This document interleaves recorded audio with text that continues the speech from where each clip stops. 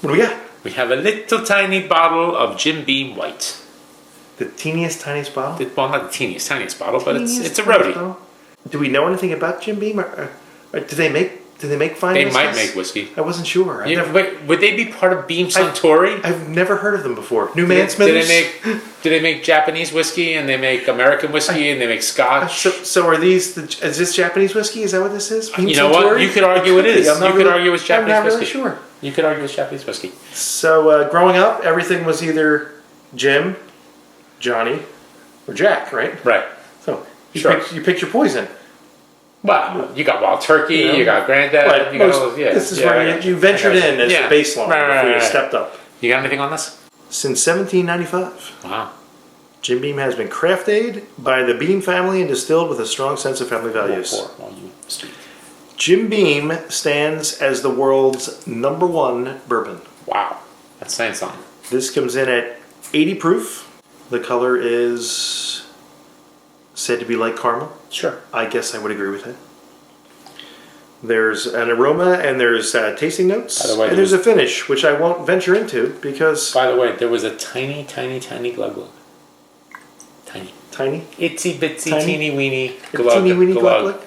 Itsy bitsy. Itsy bitsy. Teeny weeny yellow polka dot bikini? Itsy bitsy. Well, that would be nice too, but that wasn't the case. As long as it's not you or I wearing the itsy bitsy, teeny tiny bikini. So, cheers. Cheers. There's no bitsies. There's nothing bitsy. Nothing bitsy going on around here. Alright, so, it smells like bourbon. You got a little cinnamon on the nose? Yeah, there's a little bit of spice in there, and then a little bit of vanilla. We'll get like a little bit of cinnamon. Yeah, maybe a little vanilla. Alright. That's nice. I'm going to go. It's a good nose. It's a bit of a bite at the end. Mmm. But that's nice. It's very light. It's nice. You know? Well, 40%. It's not going to be... Yeah, but I mean, I don't think it's very old either, is it? What is it, like typically 2-3 years old? Yeah, I'm going to guess it's whatever the minimum is to call it whiskey. Right. So between the we'll call it watered down because it is watered down. They do actually add water, so it's not really wrong to say it's watered down, and it's not an insult. It's a fact. I guess I get that. It's you're right on. That's true. It's a fact, right? It doesn't. It's not in the cask at 40. It's at the cask at probably what 120, 125, maybe higher. Yeah, it comes in at something higher, I suppose. Right, and then they water it down. So, yeah, it's all right. It's light. I honestly, I don't know. You know, I think it's just like a. We say it all the time, but it's a gateway. A table whiskey. It's a gateway. Table whiskey, a gateway. Whiskey. Table whiskey. You know, I don't think I'd put this in a cocktail because I think it would get too watered down and it would just disappear. I don't think it's strong enough to be. Like I wouldn't do an old fashioned with this because I don't think it'd have enough bite. I think you're right. I think I would probably want to. You know, I mean, right now, off the top of my head, I'd give it like an 85. I think that's fair. Yeah, I mean, it's good. It's like you said, it's a gateway. It's good, not great. I think if someone's never had a bourbon and you gave them this and say, well, do you like that? Okay, good. I can do better. And I think it's corn heavy.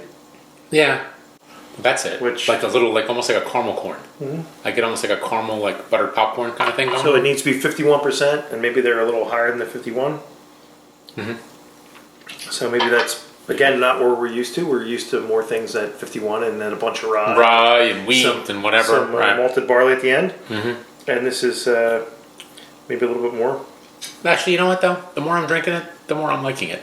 Yeah, it's nice. It's very pleasant. It's slightly sweet. It's very pleasant. You know, again, I'm getting that like that caramel corn, like a really almost. You know what? Better yet, kettle corn. Yeah, kettle corn. Yeah. Kettle corn, because caramel corn is a whole nother level.